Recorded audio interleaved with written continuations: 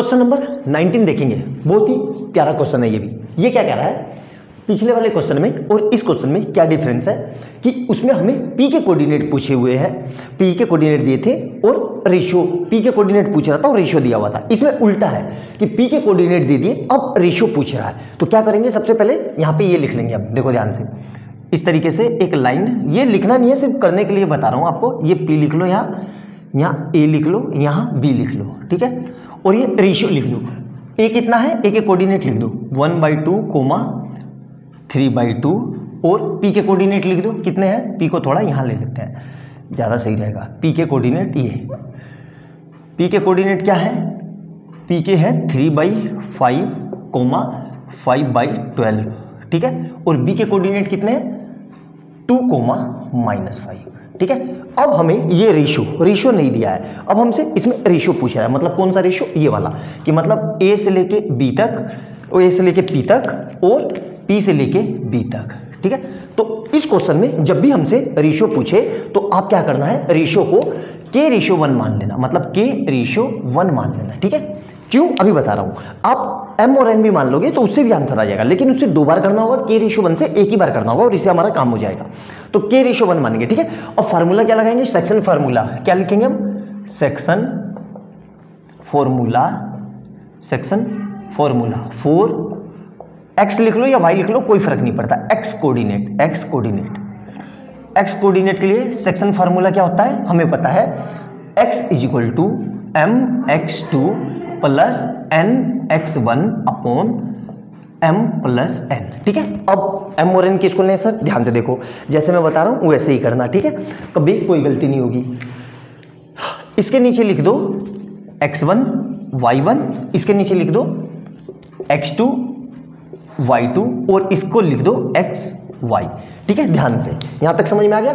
और जो ये है हमारा, ये k की जगह हो जाएगा m और n की 1 की जगह हो जाएगा n। तो ये रेशियो हो गया हमारे, ठीक है। अब इस फार्मूले में हमें पुट कर देना है, ध्यान से देखना, बहुत सिंपल क्वेश्चन है। तो यहाँ पे पुट करो, x की जगह कितना लिखा है, ये लिखा है 3/5, कितना है 3/5 = m की जगह m ये रहा, और m की जगह कितना लिखा हुआ है k, मतलब k × x2 की जगह कितना लिखा हुआ है, वो देखो x2 है हमारा 2 प्लस n की जगह कितना लिखा हुआ है, ये n, और n की जगह कितना लिखा है 1 × x1 कितना है 1/2 अपॉन में k+1, ठीक है। ध्यान से अब इसको सोल्व करते वक्त गलती मत करना। तो कितना आएगा, 3/5 = 2k + 1/2 अपॉन k+1, ठीक है। अब देखना, यहाँ पे आप गलती कर दोगे, इसके नीचे कुछ नहीं है तो 1 लगा के एलसीएम ले लो, ठीक है। तो ये कितना हो जाएगा, 3/5 = 2 की मल्टीप्लाई इधर, 1 की मल्टीप्लाई इधर, तो 2k × 2 + 1 × 1 अपॉन में पूरे के क्या आएगा 2, और पूरे के अपॉन में क्या है k+1, ठीक है। अब ध्यान से देखना, k+1 के नीचे कुछ नहीं है तो 1 लगा देंगे, तो 1 लगा देंगे तो इसको कैसे सोल्व करते हैं, इसकी मल्टीप्लाई इसके साथ और इसकी मल्टीप्लाई इसके साथ। तो यहाँ से कितना आ जाएगा, लिख दे रहा हूँ मैं, 3/5 = 2 2 जा 4k, कितना आ गया 4k + 1 अपॉन में, अब ये 2 के साथ ये मल्टीप्लाई में, तो कितना आ जाएगा 2 × k+1, क्लियर है। अब क्या करेंगे, 3/5 = 4k + 1 अपॉन में 2 को अंदर भेज दो, तो 2k + 2, मेरे ख्याल से कोई समस्या नहीं होगी, अच्छे से समझ में आ गया होगा। अब फिर क्या करेंगे, इसकी मल्टीप्लाई इधर, इसकी मल्टीप्लाई इधर, तो देखो कैसे आ रहा है, यहाँ पे मैं कर दे रहा हूँ। तो ये हो गया 3 और ब्रैकेट के अंदर 2k + 2 = 5 और ब्रैकेट के अंदर 4k + 1। अब इसको सोल्व करते हैं, तो 3 2 जा 6k + 3 2 जा 6 = 20k और +5, ठीक है। तो इसको सोल्व करते हैं, तो ये कितना आ जाएगा, इसको इधर ले आएंगे और ये इधर आ जाएगा, तो ये आ जाएगा, देखो ये गया इधर और ये आया इधर, तो 6 - 5 = 20k - 6k। क्लियर है, यहाँ तक कोई दिक्कत नहीं आनी चाहिए।